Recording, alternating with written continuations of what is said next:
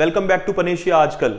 तो दोस्तों आज का टॉपिक हमारा बहुत जरूरी है, सभी तरफ इसकी चर्चा हो रही है कि ईडब्ल्यूएस कोटा क्या है, ईडब्ल्यूएस कोटा किसे मिला है, ये रिजर्वेशन का आधार क्या है, ये मामला सुप्रीम कोर्ट में क्यों गया और हाल ही में जो सुप्रीम कोर्ट ने जजमेंट दिया है उसके क्या मायने हैं। तो दोस्तों हम लोग विस्तार से बात करेंगे आज इस जजमेंट के बारे में। तो सबसे पहली चीज आप हेडलाइन देख सकते हैं कि सुप्रीम कोर्ट ने एक मेजॉरिटी वर्डिक्ट में ईडब्ल्यूएस कोटा जो सरकार द्वारा लाया गया उसे बिल्कुल सही ठहराया है और उसके पक्ष में फैसला दिया है। तो दोस्तों जरा एक बात यहां समझते हैं पहले हम लोग कि जैसा कि हम जानते हैं कि हमारा संविधान जो है वो रिजर्वेशन की बात करता है। अब रिजर्वेशन की बात वो किस आधार पर करता है, तो रिजर्वेशन की बात करता है वो दो आधारों पर, दो इसके बेसिस हैं। एक है एजुकेशनल और दूसरा है सोशल बैकवर्डनेस। याद रखिएगा हमारे कॉन्स्टिट्यूशन में ओरिजिनली कहीं पर भी इकोनॉमिक बैकवर्डनेस को क्राइटेरिया नहीं माना गया था रिजर्वेशन का। तो इस पर टाइम टू टाइम बहस भी होती रही थी कि अगर कोई इंसान किसी भी कैटेगरी में, कोई इंसान अगर गरीब है, चाहे वो जनरल कैटेगरी हो, चाहे वो ओबीसी हो, चाहे वो एससी एसटी हो, तो एक इकोनॉमिक क्राइटेरिया को हम क्यों ध्यान में नहीं रखते हैं कि एक गरीब इंसान को भी, तो जो आर्थिक रूप से पिछड़ा हुआ है उसको भी तो रिजर्वेशन की जरूरत हो सकती है, तो हम इसे आधार क्यों नहीं बनाते हैं। तो यहां पर मोदी सरकार 2019 में 103rd कॉन्स्टिट्यूशनल अमेंडमेंट के जरिए उन्होंने इस बात को इंश्योर किया कि 10% रिजर्वेशन दिया जाएगा जनरल कैटेगरी को इकोनॉमिकली वीकर सेक्शन के तहत। मतलब सिर्फ उनको जो ऑलरेडी एग्जिस्टिंग कोटा में नहीं आते हैं, मतलब ओबीसी, एससी और एसटी कोटा में जो नहीं आते हैं उनको 10% रिजर्वेशन मिलेगा इकोनॉमिकली वीकर सेक्शन होने के नाते। और यहां पर कुछ क्राइटेरिया भी दिए गए जिनकी हम बात करेंगे। तो जैसे ही ये बिल पास हुआ उसी वक्त पूरे देश में हड़कंप मच गया और सुप्रीम कोर्ट में इस कानून को चैलेंज किया गया। और इस कानून को किस तरह से चैलेंज किया गया, इस कानून को कुल मिलाकर 3 ग्राउंड्स पर चैलेंज किया गया था। सबसे पहला ग्राउंड तो यह था कि इसमें आपने ओबीसी, एससी और एसटी को बाहर रखा है। तो अब आपने अगर इन तीनों को इसमें से बाहर रखा है तो हमारा संविधान कहता है right to equality under article 14, right to equality, article 15 no discrimination on certain grounds like caste, religion, sex, place of birth. तो ये सारी बातें हमारे संविधान में लिखी हैं। तो चैलेंज किया गया कि अगर आप इस ईडब्ल्यूएस कैटेगरी में जो एससी, एसटी और ओबीसी के लोग हैं अगर उन्हें शामिल नहीं करेंगे तो कहीं ना कहीं ये राइट टू इक्वालिटी के खिलाफ जा रहा है। और राइट टू इक्वालिटी हमारे संविधान का एक बेसिक स्ट्रक्चर है, एक बेसिक फीचर है। तो एक ग्राउंड ये था। दूसरा ग्राउंड ये था कि अगर आप कोटा सिस्टम यहां लागू करते हो ईडब्ल्यूएस का, तो ऑलरेडी हम जानते हैं कि हमारे देश में ओबीसी को 27%, एससी को 15% और एसटी को 7.5% रिजर्वेशन है। और इस तरह से रिजर्वेशन की लिमिट हो जाती है 49.5%।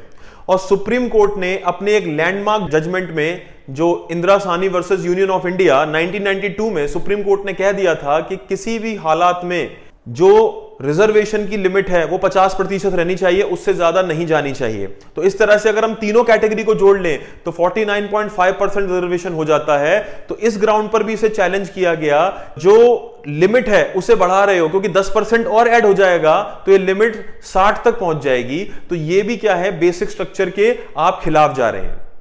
तो कुल मिलाकर एक ग्राउंड यहां पर रखा गया था कि आप इकोनॉमिक क्राइटेरिया को कैसे आधार बना सकते हैं, बिकॉज हमारे संविधान ने ओरिजिनली कहीं पर भी इकोनॉमिक बैकवर्डनेस की बात की ही नहीं है। तो टोटल ये 3 मुद्दे थे जिन पर सुप्रीम कोर्ट में इस चीज को चैलेंज किया गया।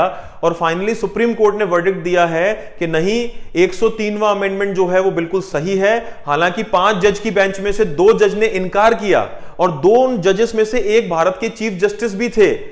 तो यहां पर एक बेहतरीन उदाहरण मिलता है कि हमारी जुडिशरी में भी डेमोक्रेसी है कि देखिए चीफ जस्टिस ने ना किया लेकिन फिर भी मेजॉरिटी ओपिनियन जो है वो प्रिवेल कर गया और वो बात मानी गई। तो 3-2 की मेजॉरिटी से जजेस ने 103rd अमेंडमेंट को कॉन्स्टिट्यूशनली बिल्कुल वैलिड करार दिया है और अब ये भारत में लगा रहेगा। तो दोस्तों यहां पर सुप्रीम कोर्ट के जजेस ने कहा क्या है, हमें वो समझना है।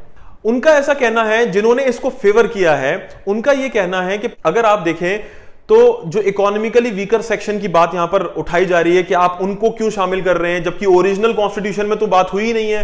तो देखिए ऐसा है कि उनका कहना है कि जो रिजर्वेशन का क्राइटेरिया है, रिजर्वेशन जो अपने आप में कॉन्सेप्ट है वो एक, जिसे कहते हैं ना, एक पॉजिटिव कॉन्सेप्ट है, एक अफर्मेटिव एक्शन है, पॉजिटिव कॉन्सेप्ट है जो समाज के अपलिफ्टमेंट के लिए किया गया है, समाज की भलाई के लिए किया गया है। और उसमें ऐसा कोई रूल नहीं होता है कि सिर्फ सोशल बैकवर्डनेस या फिर एजुकेशनल क्राइटेरिया को हम देखेंगे। समाज की भलाई का क्राइटेरिया तो इकोनॉमिक ग्राउंड्स पर भी हो सकता है, तो आप इकोनॉमिक क्राइटेरिया को भी इसमें इंक्लूड कर सकते हैं, तो कोई उसमें बड़ी बात नहीं है। और इसको लेकर हम बहुत फ्लेक्सिबल हैं, ऐसा कोई नहीं है कि पत्थर की लकीर हो गया कि आप ये 2 क्राइटेरिया ही लेंगे, तीसरा क्राइटेरिया आप ले ही नहीं सकते, ऐसा कुछ नहीं है। दूसरी चीज, जहां तक बात रही बेसिक स्ट्रक्चर को वायलेट करने की, तो इसके लिए भी सुप्रीम कोर्ट के जजेस का कहना है कि बेसिक स्ट्रक्चर को देखा जाए तो कॉन्स्टिट्यूशन में कहीं भी डिफाइन नहीं किया गया है कि यही बेसिक स्ट्रक्चर होगा। ये तो time to time supreme court अपने जजमेंट और अपने हालात को देखते हुए, केस के हालात को देखते हुए, एक लार्जर पब्लिक इंटरेस्ट में अपने जजमेंट के थ्रू इलैबोरेट करता है कि बेसिक स्ट्रक्चर होता क्या है संविधान का।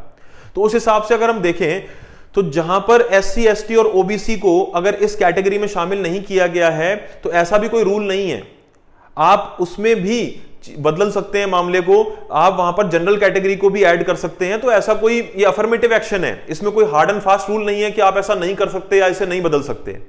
साथ ही साथ यहां पर एक मुद्दा और उठाया गया कि it is violative of article 15, equality के खिलाफ जा रहा है। तो अगेन वो बेसिक प्रिंसिपल की बात हो रही है, बेसिक प्रिंसिपल कहीं पर भी डिफाइन नहीं है, ये तो सुप्रीम कोर्ट डिसाइड करेगा।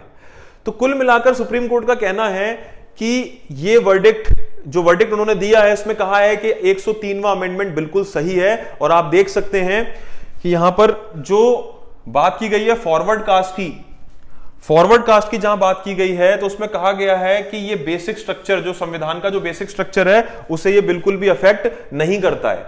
साथ ही साथ अगर आप देखें यहां पर जो 10% रिजर्वेशन की बात की गई है, उसमें आप देख सकते हैं कि 3:2 का जो स्प्लिट है, उसमें यहां पर इन्होंने पूरी तरह से, जो 3 जजेस ने यहां पर समर्थन दिया है कि रिजर्वेशन में इन्होंने कहा है कि आप मेजॉरिटी व्यू जो कहा गया है कि economic criteria does not violate the basic structure, reservation एक अफर्मेटिव एक्शन है और उसके तहत हम इकोनॉमिक क्राइटेरिया को भी इसमें शामिल कर सकते हैं। अब यहां पर एक बात कही गई है कि EWS का रिजर्वेशन मिलेगा किसे, तो उसके लिए कुछ क्राइटेरिया फिक्स किए गए हैं, जैसे कि EWS का रिजर्वेशन उन लोगों को मिलेगा जो ऑलरेडी किसी रिजर्व कैटेगरी में नहीं आते हैं, जिनकी सालाना इनकम, पारिवारिक जो इनकम है, फैमिली की इनकम है, वो 8 लाख से कम होनी चाहिए। साथ ही साथ कोई कृषि योग्य भूमि उनके पास है, एग्रीकल्चर लैंड है, तो वो 5 एकड़ से कम है। तो ये सब क्राइटेरिया यहां पर रखे गए हैं। इसका मतलब इकोनॉमिकली वीकर सेक्शन में भी सभी को, जनरल कैटेगरी में सभी को रिजर्वेशन नहीं मिलेगा। ये जो क्राइटेरिया फुलफिल करेगा, रिजर्वेशन सिर्फ उनके लिए होगा। और दोस्तों यहां पर यह बात भी कही गई कि अगर आप 50% लिमिट को क्रॉस करेंगे तो कहीं ना कहीं ये भी बेसिक स्ट्रक्चर के खिलाफ जा रहा है, सुप्रीम कोर्ट के अर्लियर जजमेंट के खिलाफ जा रहा है, और कहीं ना कहीं ये कंपार्टमेंटलाइजेशन कर देगा और ज्यादा वर्गीकरण कर देगा। यहां पर जज ने कहा भी है, जो जज इसके खिलाफ थे, इस EWS वाले अमेंडमेंट के खिलाफ थे, तो आप देख सकते हैं उनका कहना है कि कंपार्टमेंटलाइजेशन हो जाएगा इस तरीके से कि जो अगर आप इस तरह का रिजर्वेशन प्रपोज करेंगे, अगर इसे आप मानेंगे EWS को, तो कहीं ना कहीं आप देख सकते हैं 50% वाला जो लिमिट है वो ब्रीच अगर होगा तो कंपार्टमेंटलाइजेशन होगा और ये भी बेसिक स्ट्रक्चर के खिलाफ जाएगा। हालांकि फिर सभी मुद्दों का एक ही आंसर है कि बेसिक स्ट्रक्चर कहीं डिफाइंड नहीं है, वो तो समय और परिस्थिति के अनुसार सुप्रीम कोर्ट अपने जजमेंट के थ्रू बताएगा कि क्या चीज बेसिक स्ट्रक्चर का हिस्सा है और क्या चीज नहीं है। तो यहां पर कुल मिलाकर अगर हम देखें तो इसको लेकर लगातार अलग अलग अखबारों में एडिटोरियल और रिपोर्ट्स आ रही हैं, तो हमने कोशिश की है कि हम ज्यादा से ज्यादा एडिटोरियल को कवर करें। तो दोस्तों इसी मुद्दे पर एक और एडिटोरियल, एक और आर्टिकल आपके सामने है जो इस प्रेजेंट वर्डिक्ट पर एक सवाल उठाता है, और ये आर्टिकल या ये एडिटोरियल लिखा है शशि थरूर जी ने, जिन्हें आप बेहतर जानते हैं। वो कांग्रेस पार्टी से मेंबर ऑफ पार्लियामेंट हैं और कांग्रेस सरकार में वो मंत्री भी रह चुके हैं। तो यहां पर उन्होंने एक बहुत इंपॉर्टेंट मुद्दा यहां पर उठाया है इस आरक्षण वाले मामले को लेकर। उनका क्या कहना है? उनका कहना है कि प्रेजेंट वर्डिक्ट से एक काम तो बड़ा अच्छा सुप्रीम कोर्ट ने करके दिखाया, और वो ये है कि कास्ट के दायरे से थोड़ा सा बाहर निकल गए। देखिए ऐसा है, हमारे यहां रिजर्वेशन को कास्ट से जोड़ा जाता है, और जो कि एक इंपॉर्टेंट फैक्टर है। तो शुरू से ही बैकवर्डनेस का क्या क्राइटेरिया होना चाहिए, तो इस पर बड़ी डिबेट रही है। कभी कोई कहता है कि सोशल बैकवर्डनेस ज्यादा इंपॉर्टेंट है, कोई कहता है एजुकेशनल, तो कोई कहता है कि इकोनॉमिक बैकवर्डनेस ज्यादा जरूरी है।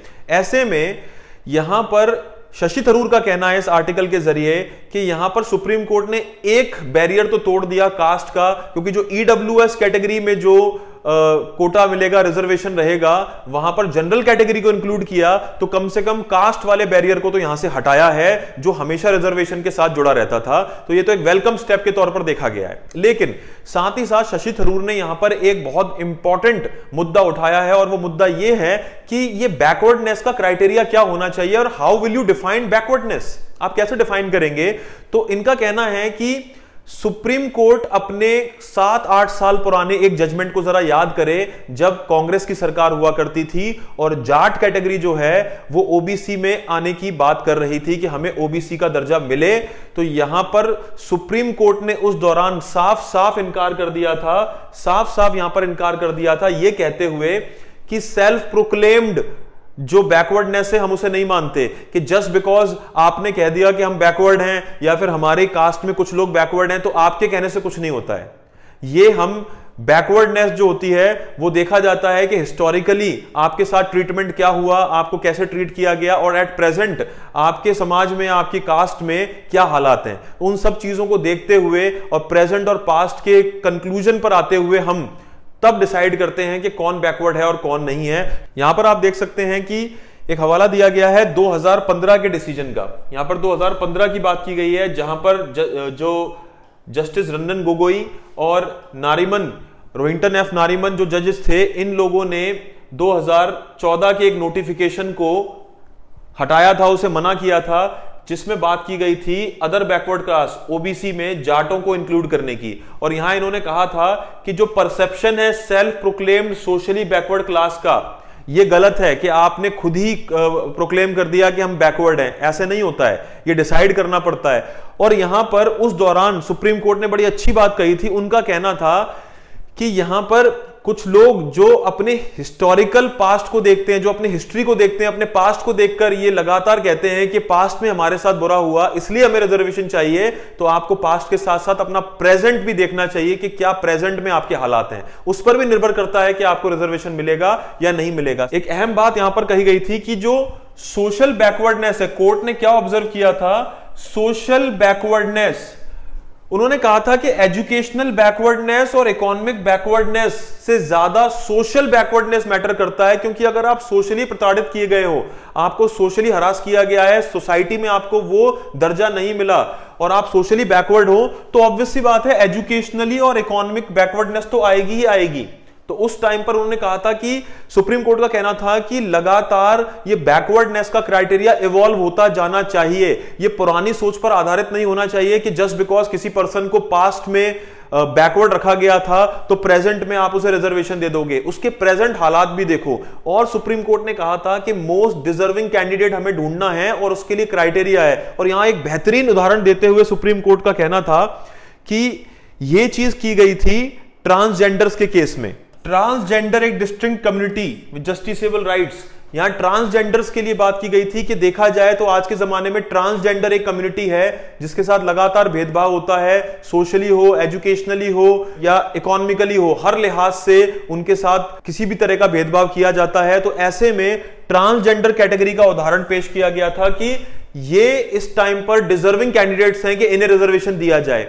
तो ऐसे ही इस एडिटोरियल में कहा गया है कि आपको लगातार बैकवर्डनेस का क्राइटेरिया क्या होना चाहिए उसे इवॉल्व करना पड़ेगा, आप हिस्टोरिकल फैक्ट्स पर नहीं रह सकते। तो ऐसे में ईडब्ल्यूएस को लेकर तरह तरह की बातें अभी काफी दिनों तक की जाएंगी और जो भी आर्टिकल्स होंगे वो हम आपके सामने पेश करते रहेंगे। ज्यादा से ज्यादा हम उनका इंटरप्रिटेशन करने की कोशिश करेंगे। तो उम्मीद करता हूं आज का ये लेक्चर आपके काम आएगा काफी, आपके एग्जाम की प्रिपरेशन के लिए। साथ ही साथ वैसे भी आपको पता होना चाहिए कि देश में क्या चल रहा है, इतने बड़े मुद्दे जो हैं वो देश में उठाए जा रहे हैं। तो बहुत जल्दी हम मिलेंगे फिर से एक नए एडिटोरियल को लेकर, एक नए सेशन में। तब तक आप हमारे चैनल को लाइक कीजिए, सब्सक्राइब कीजिए। Thank you so much. Panacea tutor लाया है एक एजुकेशन प्लेटफॉर्म जहां पर अलग अलग कोर्सेस जैसे कि IAS, PCS, UGC net, SSC और बैंकिंग एग्जाम्स के लिए ऑनलाइन और ऑफलाइन क्लासेस की सुविधा उपलब्ध है। Comprehensive coverage of all the subjects through quality video lectures है। एप्टीट्यूड का topic that is blood relation, uncle's only daughter. He took the throne, तो जो थ्रोन पे एम्परर बैठते थे वो अपने साथ ले गए। Kohinoor diamond, the world famous Kohinoor diamond, वो भी मुगल ट्रेजरी से ले गए। फिर आया इकोनॉमिक प्रैग्मेटिज्म, यानी कि चाहे हमारे आपसे झगड़ा भी है तो भी हम आपसे व्यापार कर रहे हैं। जैसे चाइना है, हमारा झगड़ा होते हुए भी हम उससे व्यापार करें। पीडीएफ नोट्स और उनसे जुड़े हुए रिलेवेंट एमसीक्यूज, साथ ही साथ comprehensive mock tests. So join Panisha Tutor for your successful and bright future.